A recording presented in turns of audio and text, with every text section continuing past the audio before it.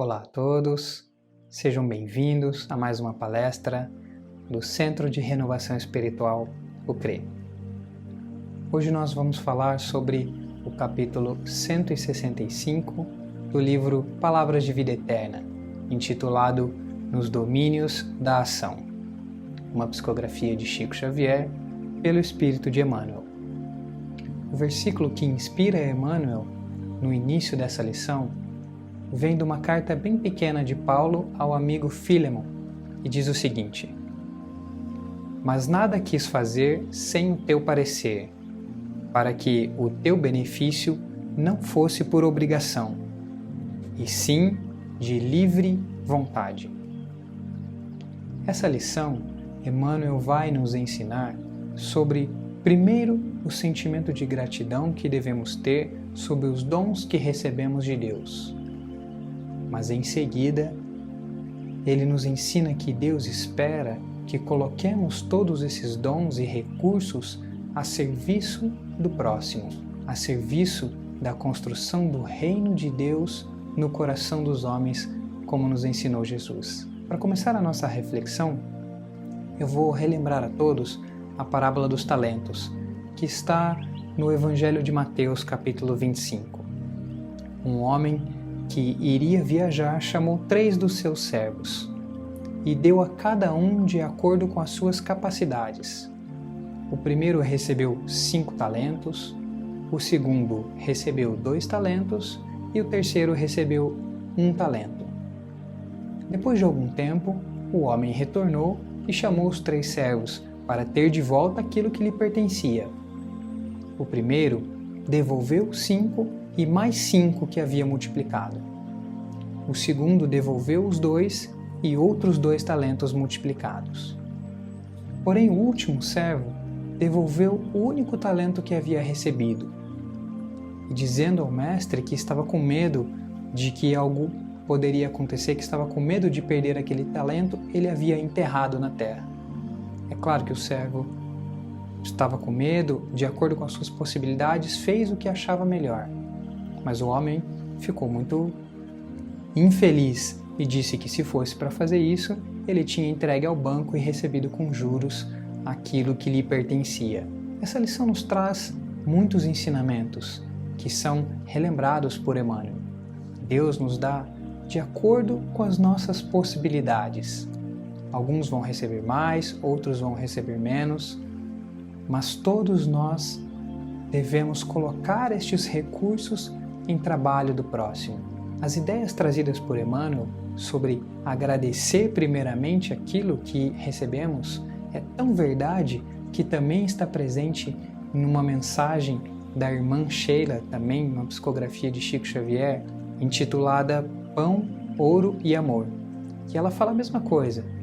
Nós nos regozijamos, nós sempre nos vangloriamos de termos inteligência, de termos saúde, de termos riquezas, mas muitas das vezes esquecemos de que quem nos deu tudo isso primeiramente foi Deus. Para a gente entender e fazer um paralelo, é como se aqueles 3 servos, especialmente os 2 primeiros, dissessem: eu multipliquei os talentos que recebi apenas pelo meu mérito. O que é verdade, eles tiveram méritos, mas não podem se esquecer de que os primeiros talentos foram por eles recebidos daquele que era o dono da terra.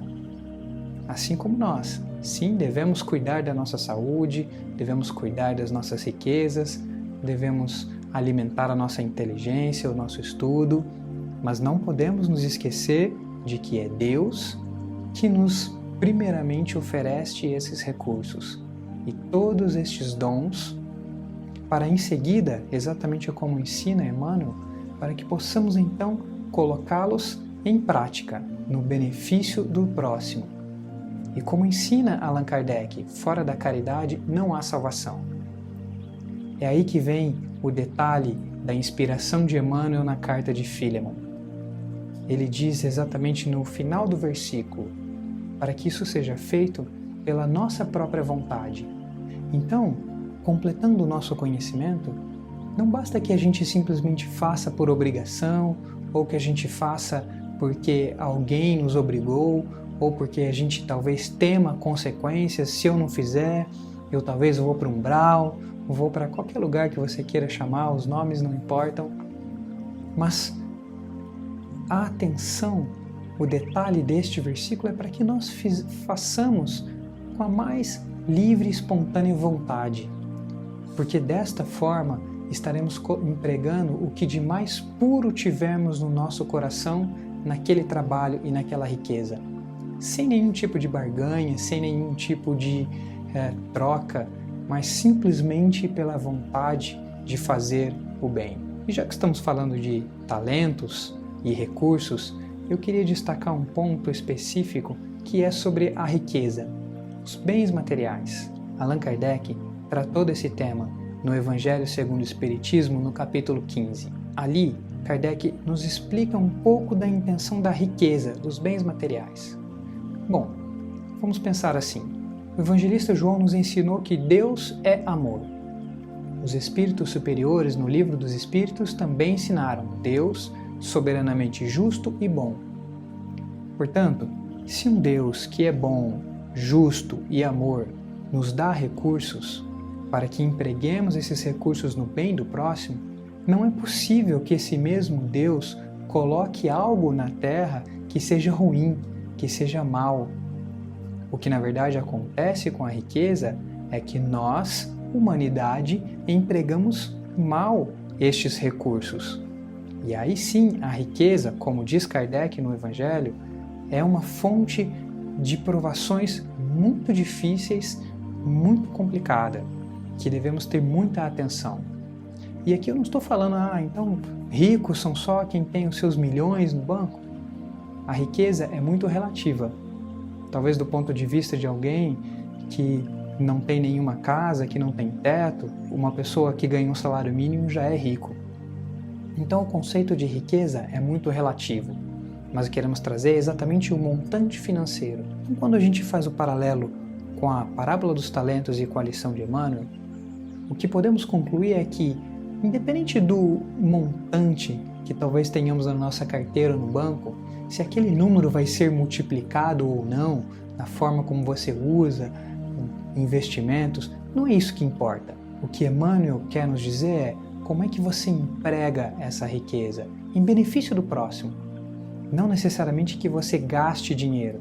Você pode gastar dinheiro a sua vida toda, mas se não for de livre e espontânea vontade, ou seja, se não for do fundo do coração, com o único objetivo de ajudar e não com o objetivo de recompensas futuras ou de barganhar ou de trocar com Deus, aí sim estaremos multiplicando os nossos talentos. Mas se por outro lado tivermos apenas o nosso dinheiro e mesmo que a gente compre algumas cestas básicas para distribuir por aí, nunca tivermos a real intenção de reformar os nossos sentimentos e ajudar o próximo com o único objetivo de ajudar, nós seremos como aquele servo que enterrou os seus talentos, o único talento que recebeu. A lição dessa parábola ela termina dizendo que quem muito tem, mais lhe será dado em abundância, mas aquele que não tem, até o pouco que tiver em mãos será retirado. Isso significa dizer que quanto mais multiplicarmos os nossos sentimentos, a nossa vontade de transformar as nossas ações em boas ações, e quanto mais fizermos pelo próximo, fora da caridade não há salvação, mais receberemos em troca.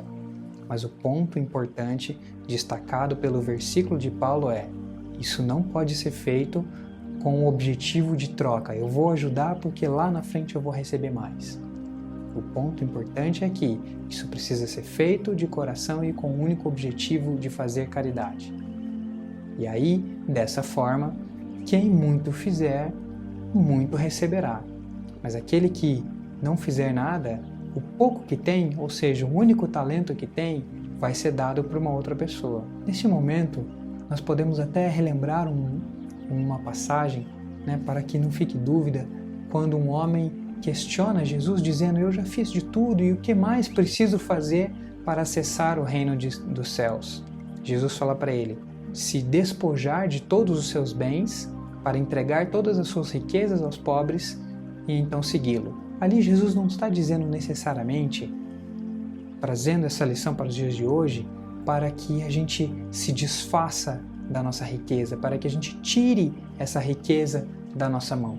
Jesus está incitando aquele homem a se desapegar dos bens materiais, das coisas materiais da terra, para elevar os seus sentimentos e pensamentos. É como se Jesus estivesse falando para aquele homem que tem apenas um talento, porque o que importa aqui não é a quantidade de riqueza em mãos, mas está dizendo para ele: deixe o seu medo de lado, deixe o seu egoísmo, deixe a sua prepotência de lado e siga o caminho da caridade, porque dessa forma estaremos reformando os sentimentos e realmente colocando a atenção e o nosso coração nas coisas que importam. Então a real intenção desta passagem não é necessariamente se desfazer e gastar de qualquer maneira, mas é como fazemos isso, qual é o sentimento que empregamos com esses recursos. Portanto, meus amigos, para finalizar, o Livro dos Espíritos, na questão 535, nos diz o seguinte: quando algo venturoso nos sucede, é o Espírito nosso protetor que devemos agradecê-los? Ou seja, Kardec está perguntando, quando algo bom acontece em nossa vida, nós devemos agradecer ao nosso mentor, ao nosso Espírito protetor, ao nosso anjo da guarda, o nome que você quiser dar. E os Espíritos respondem: primeiramente, agradeçamos a Deus. E em seguida, aos Espíritos que se propuseram a ajudar. Então, a lição de Emmanuel nos dá 2 passos.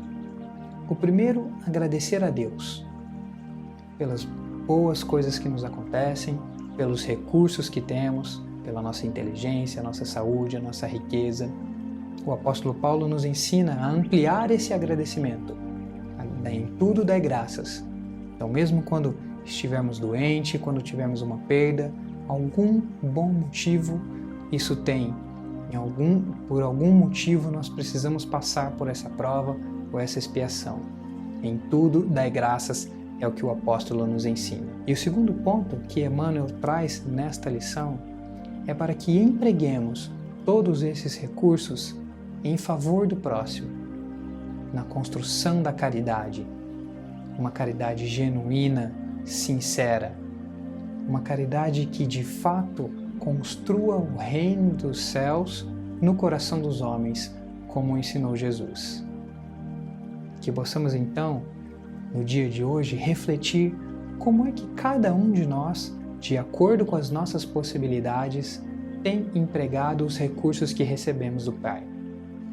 Como é que cada um de nós temos empregado a nossa inteligência, a nossa saúde e sim também os nossos bens materiais. Será que nós estamos de fato fazendo algo pelo próximo? E se estivermos, materialmente falando, qual é o sentimento que estamos cultivando?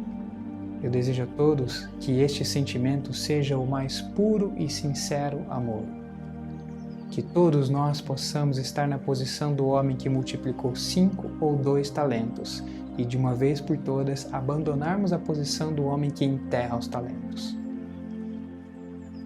Fiquemos todos em paz com a luz do Mestre Jesus. Muito obrigado.